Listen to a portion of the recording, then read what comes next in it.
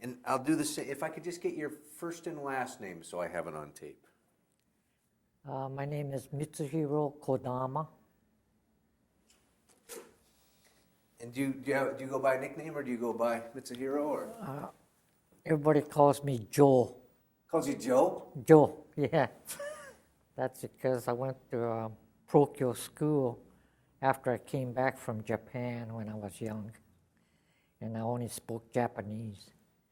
And they says, well, Marino has a bunch of Japanese people and also the sisters, you know, they teach you English. And so that's where I went to Marino, which is, well, you know where Providence Hospital is right now? It was just a little bit below that. Yeah. Oh, really? Mm-hmm. Yeah. And so it's stuck all that time? Yeah. Well, when you go to a Catholic school, you know, they say you gotta have a Christian name. And I says, well, I don't know. And, you know, and they said, I think Joseph would be nice. And I said, oh, okay, you know. So they gave me the name Joseph. And I never used Joseph or Joe at work because, you know, you have to use your legal name. But my wife calls me Joe, you know. And somehow or another, I could sort of relate people. If they call me Mitz, which is short for Mitsuhiro, and also if somebody calls me Mitsuhiro, then I could relate to other people, and also Joe, which is now if most of the people call me Joe. Yeah. So when you get Mitsuhiro, is that telemarketers? Right. Yeah. So you were born in Seattle? I was born in Seattle, yes. Mm-hmm. And we had a house over on the Rainier Valley. And I remember this white house that had goldfish ponds because my father was in the florist and selling goldfish aquarium, you know, equipment on Jackson Street there. And I remember seeing all these little goldfishes and stuff like that when I was quite young, yeah. But one of the things that happened, which is sort of unheard of, but my parents divorced way back in when I was, you know, like 4 years old. And, you know, today I'm 74, you know, so, and that's how one of the reasons my mother took myself and my sister to Japan. And so we went to Yokohama, and close to Yokohama, actually out in the outskirts. And I was there for about 2 years. And there was a lady that was visiting from Seattle, and she says, my father wants us to come to Seattle because my mother, after leaving us with her parents, my grandparents, I don't know where she went. Yeah.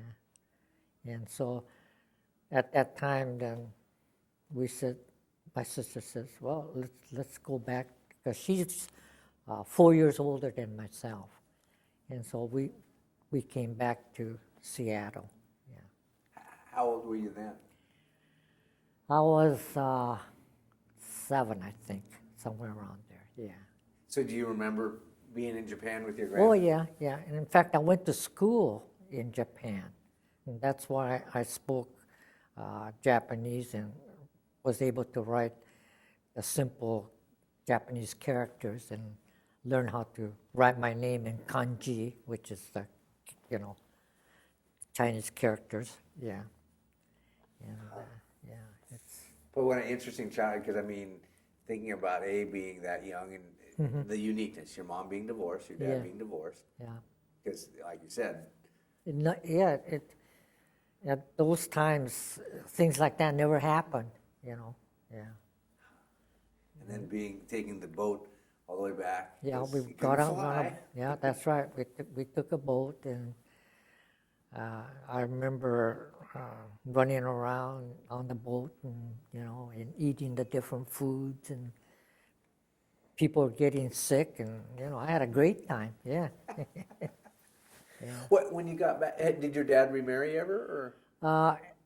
He remarried after World War II, but prior to that, he just worked at wholesale floors as a salesperson then. Yeah. Was that his company, or he worked for somebody? No. He worked for a company called David L. Jones, which is, I think, born in 7th or Stewart or someplace around in that area. Yeah, because we lived in an apartment on Pike Street, when we came back from Japan, and I remember walking to school. They also had a school bus that picked us up too, but when you start getting a little older, when I say a little older, like 9, 10, you don't want to take a school bus. You walk or you ride the bicycle, and So was that a pretty international district? No. The proprietor or the owner of the hotel apartment was Japanese American, but the occupants were all Caucasian.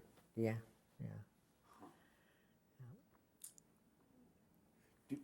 Do you remember where you were when Pearl Harbor happened? Were you old enough to remember that? Well, I was still at the same apartment.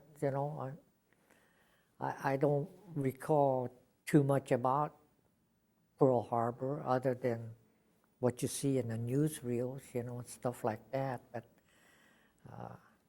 it didn't strike me one way or the other, And my dad never said, well, Japan is fighting the United States or American or nothing like that. Yeah. You didn't face any, like going to school after Pearl Harbor? No, I didn't.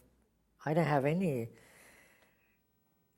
prejudice against me or to my buddies that I used to go to school with. Yeah. Of course, all of us in school were mostly, well, there was a few Chinese and a few Filipino students, but the rest were all Japanese American. So, I sort of grew up in that stage, where I never had too much contact with Caucasians. Yeah. Do you remember? Because now you with your dad and your sister went away to one of the camps, or? Yes, we went to the Puyallup Assembly Center, and there again, you're told to just bring whatever that you can carry, and of course, I didn't have too many things, but I do remember that I regret not taking my comic books that I used to have, which is priceless at today, but yeah, it's in the barracks themselves. We were put in, you might call horse stalls, and we got there, and they told us, they gave us some sheet-like thing and canvas, and we had to go over and put the straws into it to make our mattress, and there was no apartment per se, there was just stalls. So, and you can hear the neighbors talking and babies crying and so forth like that. Yeah, they had a mess hall there where we got in line, and ate whatever they gave us, and being that I never had a mother to cook for us, and maybe my father came home from work and prepared little things, and my sister probably helped out later on, because since she was older than myself, but I don't remember eating too many things, and I always used to tell the kids, I said, God, you guys are lucky you got a refrigerator. I said, we never had a refrigerator, just a cooler box that air would cool. And I said, I used to fight the little mice with my butter, and they say, oh, Dad, quit pulling our legs, But I said, God, you guys, today's the homes that the kids have now, it's priceless compared to what I could afford, when we first got married. What do we pay, $5,000 or $6,000 for our home? I don't know. When we first got married, we lived in Skyway and near Renton there, and we thought that was big bucks, because, I was working at Boeing at that time, and we said, gee, can we afford all this, and plus have a car and gasoline? Of course, things are a lot cheaper at that time too, but now if you try to buy the same home that we lived in, maybe $80,000 or $100,000, yeah. So. Yeah, if you'd kept those comic books in that house, you'd be doing. Yeah, that's right. Yeah. It is hard, and again, I'm would be your children's age basically, and it is hard for a lot of us to fully understand the reality of what you're describing and not think that, oh, they're just pulling our leg, that really was what it was like. That's true. Yeah. Here's a country coming out of a depression, then the war. That's right. And people like your father working hard to build things up, and then you were benefited that, and then your children benefited your hard work. Yeah. Do you remember? Did you stay at Puyallup, Camp Harmony? Yeah. Yeah, as they called it, for very long, or was that just a? God, I can't recall. Maybe we stayed there maybe 3-4 months or somewhere around there. Anyway, when we went to Minidoka or Hunt, Idaho, we didn't have school in Puyallup, okay? And naturally I made a lot of friends because it was a fairground, And, but going back to Minidoka there, they say, okay, how old are you? And I say, well, I'm 14. He said, okay, you're in first year high school then. I said, yeah, but I never graduated out of grade school. And I tell kids that, and they said, oh, Dad, quit pulling your leg again, our leg, because everybody, in order to go to high school, have to graduate out of grade school, But then I say, yeah. I said, well, I never graduated out of high school neither, because after being there for 3 years, of course I was a junior by then in high school. My dad went to, took myself to Mount Eden, California. My sister went to Chicago on her own, and she was learned to be an X-ray technician, because she's naturally 4 years older than me, and 18, 19, And my father ran a nursery as a foreman for this Japanese family called Shibata. And that's another thing. The Shibata family had four sons? Yeah, 4 sons in the service. And the oldest one, since he was running a business and he had brothers in service, that he only had to go, a week to Camp Ord or something for training, you know. Whereas the other 4 or other 3 brothers, they all became officers, which is unheard of, you know, that one family would have 4 U.S. officers. Yeah. Wow. Yeah, And that's who your dad went to work for that? yeah, that family there, and they had greenhouses and carnations, roses, and different kinds of other flowers, you know, that. So did your father go to work for him after the war? Yeah, that was after the war. After the war. Huh. Yeah, because we were in camp, 3 years, and then. 3 years. Yeah, and so that's when I told my kids, well, I never graduated out of high school and camp, you know, because I was only a junior, you know. So did you have regular high school, though, when you were in camp? I mean, Yes, there was regular classes, and you could actually attend 8 periods, you know, where nowadays you can attend 5 or whatever, you know. So actually I did have enough credits to say that I could have graduated, but we left before graduation and all that kind of stuff, you know. So did you do sports? I mean, like high school today, you can join the football team. Oh yeah, but being as small as I was, I never did get to participate in sports as in Hunt, Idaho, or Minidoka. But we did play, you know, baseball, basketball, and we did, in the rec rooms that we had, we played ping pong, which I thought I was pretty good at that time, playing ping pong, but other than that, and then when I went to Hayward High School is the one that I went to in California, I was on the wrestling team, you know, 103-pound class. But other than that, I didn't get to play any major sports, you know. Yeah.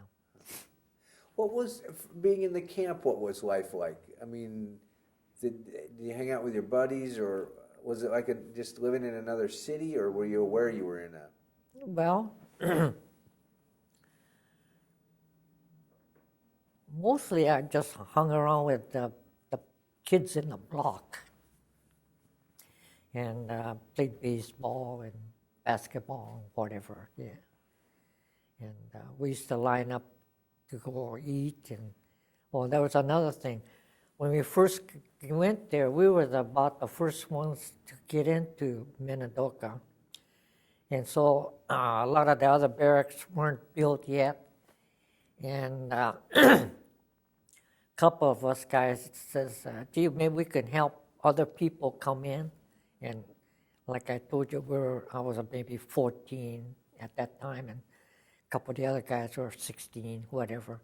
And they says, okay, we like to help out other people coming into camp. So they gave us little tags, and every tag is for that particular block to go eat, see, because we're traveling back and forth, you know.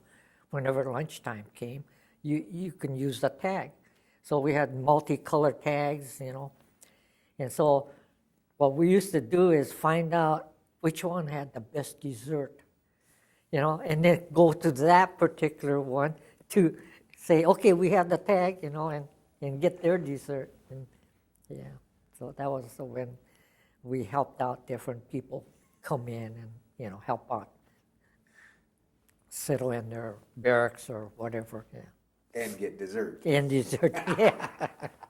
It's interesting to see where the how us as human beings adapt to situations. Yeah, that's true, because when we first got there, you know, it was so dusty and we couldn't believe the situation, and when it snowed and rained and got muddy, and because, you know, when you live in Seattle, we never had that kind of situation. And maybe rain, but you wear raincoats and so forth, and your feet don't get muddy and all that. So in that respect, it was pretty bad. We had a little pot-bellied stove in every barrack room, you might say.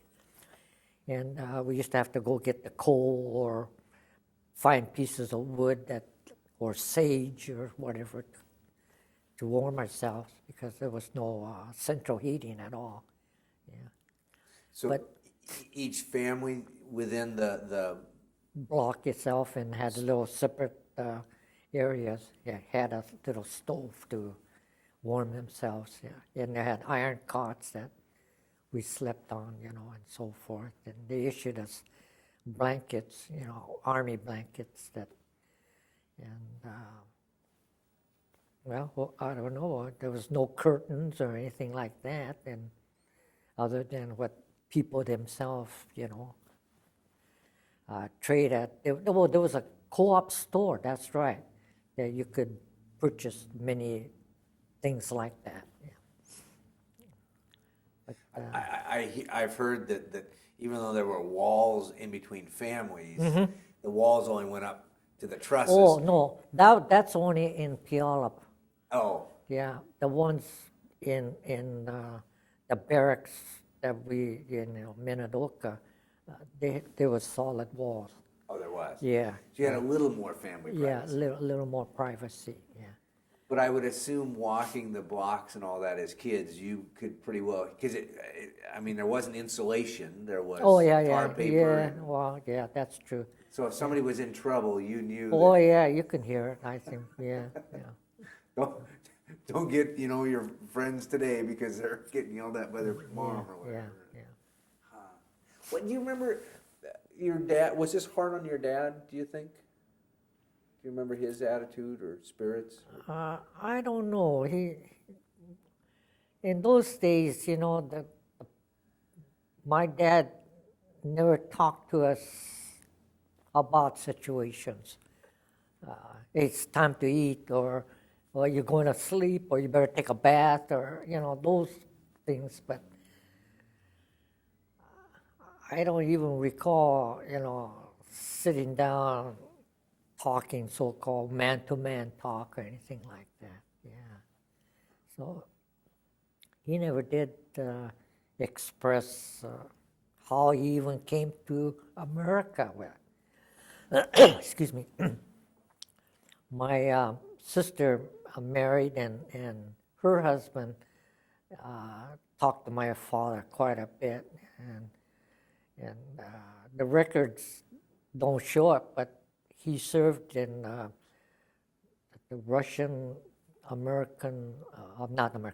Japanese-Russian war, and he was wounded, and I remember a little hole in his shoulder here that when I used to take a bath with it, I used to pour water in it, having a lot of fun with it. And then apparently after he got well, they told him to go back to the front again, and whether he deserted or he said no, or was it put him internment, no, not internment, but in prison, no, in, what did they, jail that, they have, or no, I don't know how, but anyway, he and he was the oldest son too, so when he came to America, and then, he worked in many different jobs and made enough money that he started his own flower shop business, and so forth. But the second son remained naturally in Japan, and I think he started a school in Japan, and by that time then too, my father was making money and so forth, so he used to send money back to Japan to his younger brother, and to support all their relatives, kids, and so forth. Yeah, and we did go back to Japan. What was it, 81 or 82, somewhere around there, and we start to talk with this one cousin who was, well, they're bilingual. You know, they speak right Japanese, English, and they're all highly educated. And he was working as some director for a trading company called Marubeni, and his name is Kazuo Kodama, and he took us around different areas, and one of the other cousins' son works for the government, and the government has different areas that their government employees can go take vacation and so forth. And so he had arranged for us when we went there to go to these different places. And the fact that he worked for the government, you know, it didn't cost, but I don't know how much because I never paid for it, but, you know, less than the average person never get a chance to go to these kind of places. And I went to the hot springs and stuff like that, you know. And then one of the other cousins, when we were in Tokyo, he says, well, you got to come eat. And so he naturally took us to one of the restaurants, and then I found out later that he has about 7 restaurants in Tokyo area.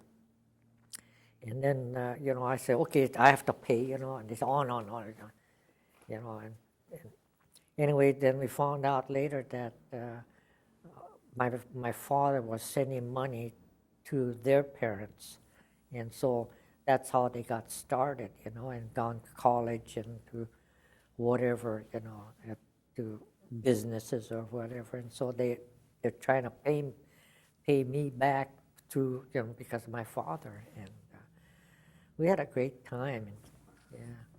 So your father must have been a very hard worker.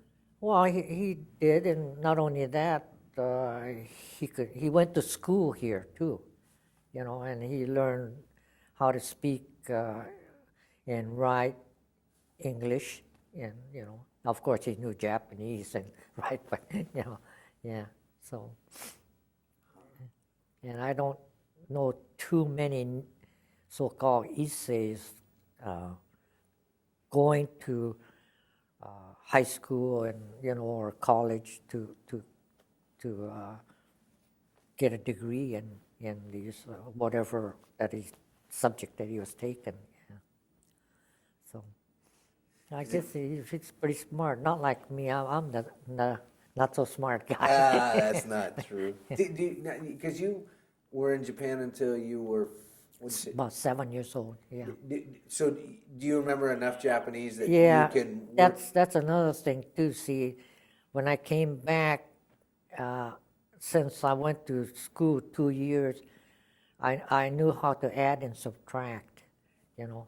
Whereas when you come to first grade, not too many. They weren't teaching addition and subtraction until you got in maybe 2nd or 3rd grade, I think. I'm not too sure.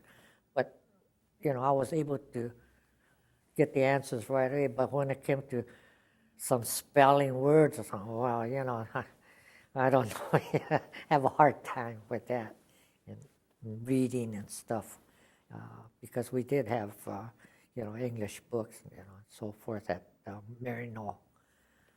Yeah. But, how long did you end up in the camp? we were there 1,111 days. That's, my records show that. That's how I remember. Yeah. Is that your records from that you kept or the government? Yeah, government kept, and I gave Adolf the sheet that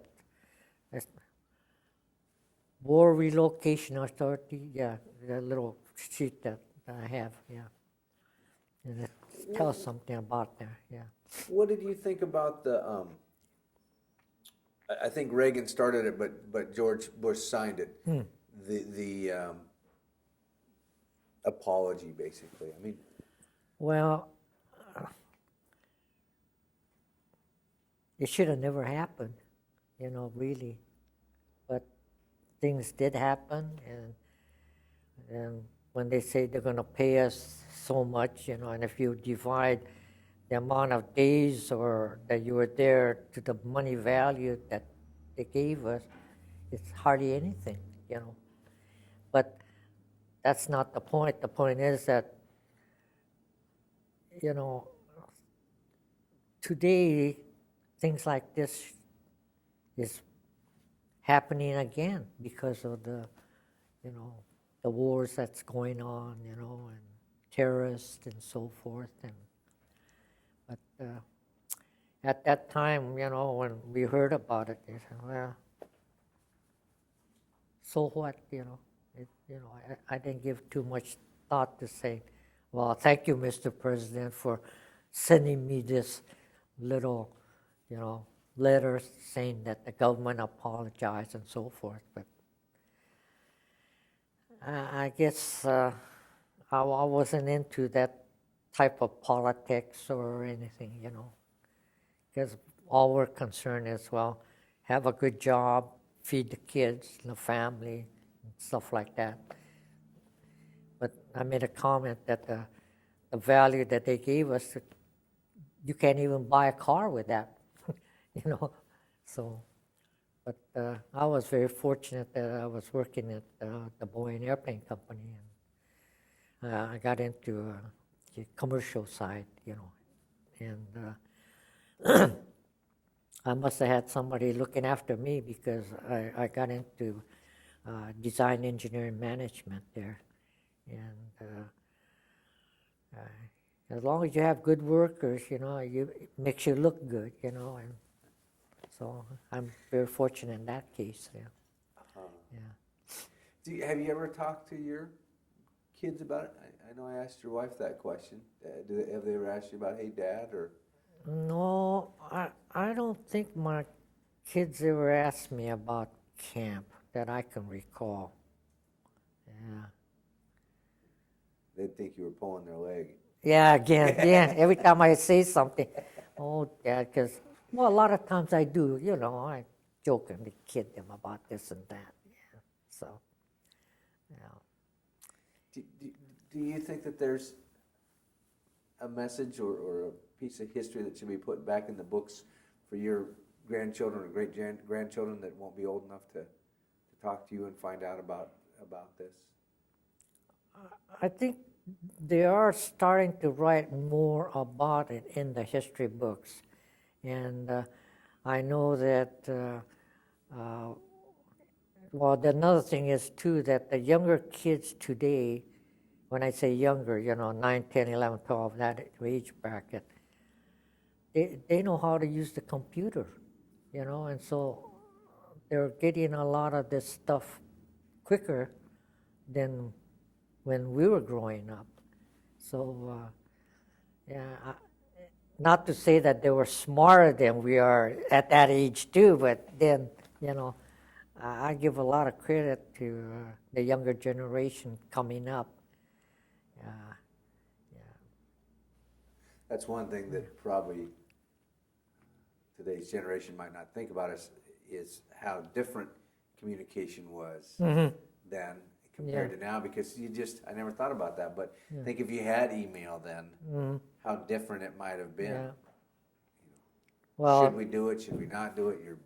Yeah, another thing too, see, when I had my office working at the Boeing company there, I had a computer, Macintosh, but it would always crash, so I said, when my boss wants me, I said, call me on the telephone.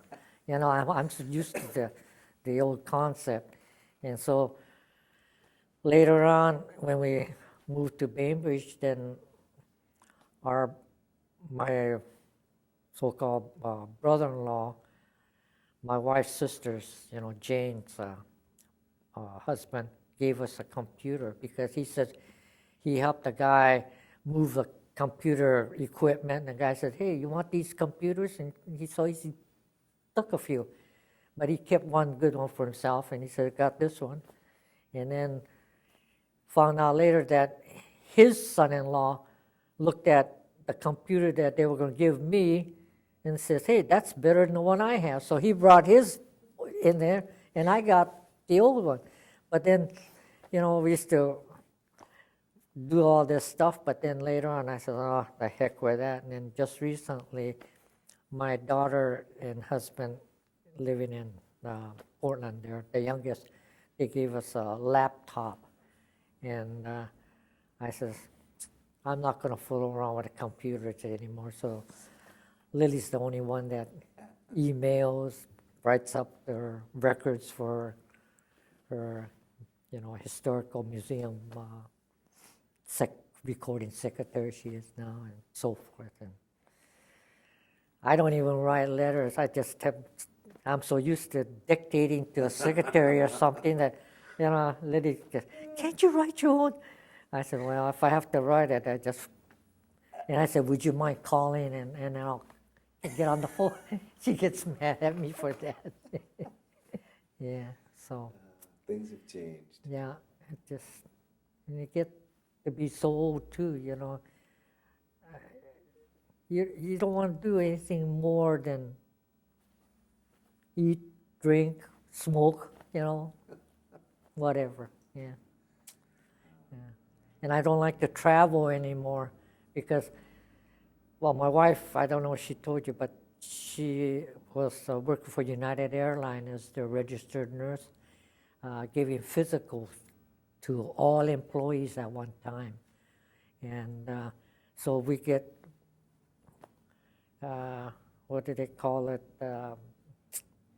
standby passes and so forth, so we used to go California, Reno, Vegas, Florida, Cape Kennedy, back Georgia and whatever, Washington, D.C.